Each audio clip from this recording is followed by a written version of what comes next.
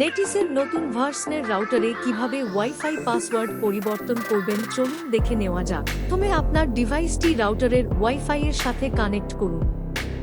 এরপর যেকোনো একটি ব্রাউজার খুলে রাউটারের আইপি অ্যাড্রেস লিখে সার্চ করুন। রাউটারের লগইন পেজে এলে আপনার অ্যাডমিন পাসওয়ার্ড দিয়ে লগইন করুন। লগইন করার পর ওয়্যারলেস সেটিংস অপশনে যান। এখানে 2.4 গিগাহার্জ সেকশনের পাসওয়ার্ড ঘরে আপনার পছন্দের নতুন পাসওয়ার্ড লিখে সেভ বাটনে ক্লিক করুন।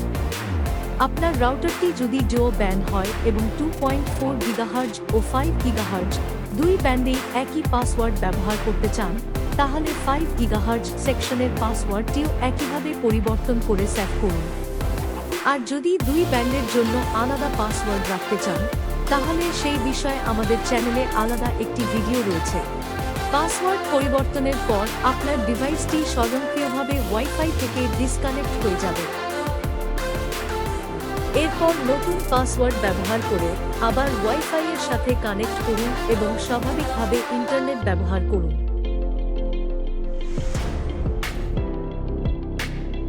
ধন্যবাদ।